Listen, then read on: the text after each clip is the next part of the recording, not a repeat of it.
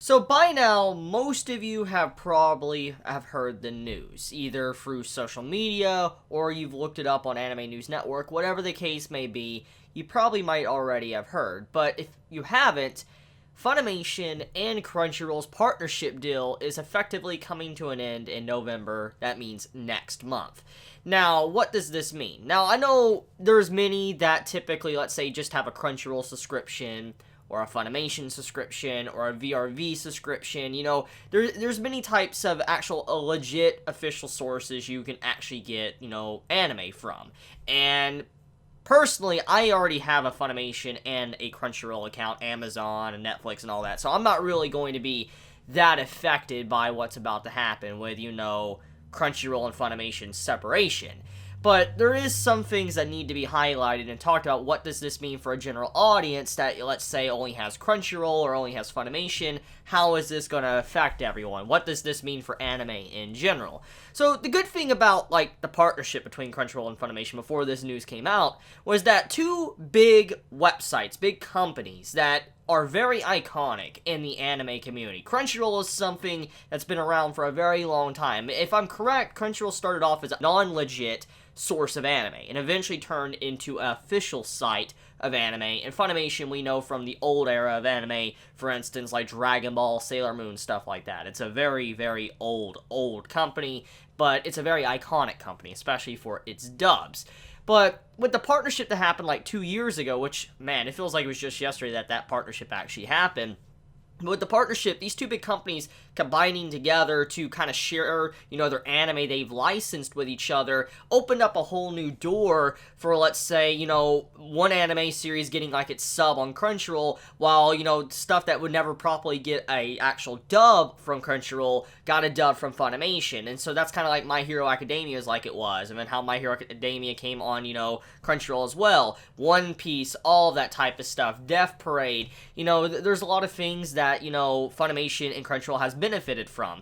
But when you really look at the grand scheme of things from what I personally have seen, I don't really know too much. I'm not going to say I have a lot of knowledge in the area, but from the little information I know, looking at, you know, both sides of this, Crunchyroll and Funimation, it seems like Funimation, in reality, they were getting some shows from Crunchyroll, but I think in the long run, Crunchyroll was benefiting more from the partnership than Funimation was. So basically, the partnership between Crunchyroll and Funimation is coming to an end. So that means that, you know, shows that are on Crunchyroll will no longer be shared with Funimation and vice versa, back and forth. That means that Funimation will now have to do its own licensing, getting its own anime, and then, you know, getting it out there for the general audience, the public can actually watch it. So for instance, if you were, let's say, benefiting with Overlord, let's say off of Funimation and also off of Crunchyroll, you know, one or the other, you would have to go to the original service that had it, and you won't be able to actually watch on a service that just gained it from the respective company. That's just an example. So yeah, people that only have, let's say, only Crunchyroll or only have Funimation, they're the ones that are going to be affected by this the most, the general consumer.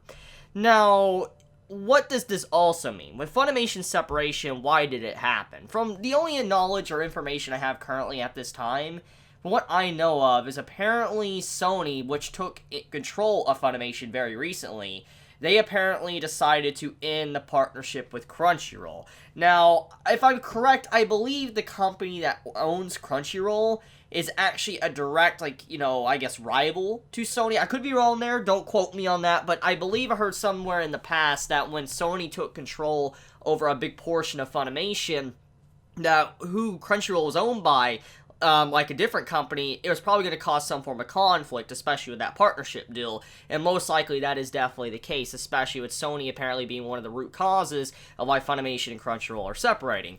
Now, personally, this is in some ways good news, that, you know, these two companies are separating. It's not good news for Crunchyroll, because like I said, I think they were benefiting the most from this.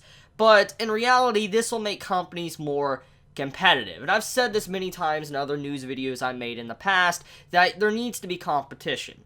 Regardless how much it must suck for the general consumer to, let's say, have multiple subscriptions, it sucks for me. I mean, having to have Amazon Prime, which oh man, let's not get into anime strike. Hulu, let's say if you use Hulu, Netflix, and then, Crunchyroll, Funimation. There's a lot of streaming services and all that just to watch certain anime that come out from each individual season. And if you're like myself, watching a lot of anime that comes out all the time, then it's going to be very, awful for this type of information to happen. But it's good because that makes companies more competitive to improve upon their service, make their service better for people to be more enticed to want to continue watching anime legally. Now, I'm not going to get into the whole ball game of legal and non-legal stuff. That's not what I'm going to be here to talk about. I mean, that's a whole other separate issue in video, which maybe one day I might make on. But for now, though, there is some positives about this separation between Funimation and Crunchyroll. But at the same time, the biggest problem that many are going to have is that, you're going to have to obviously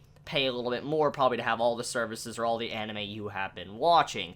Also, one little other tad bit of information. Apparently, Funimation is also leaving the VRV lineup, which was basically if you had a bunch of subscriptions with like certain anime, services, you could pretty much have them all in one with VRV, which is another subscription service, and so you didn't really have to pay for all of them. But Funimation is pulling out of that, and it's being replaced with, I think, High Dive. I'm probably not pronouncing it right because I've actually never personally used their service, but I know that they're apparently replacing Funimation.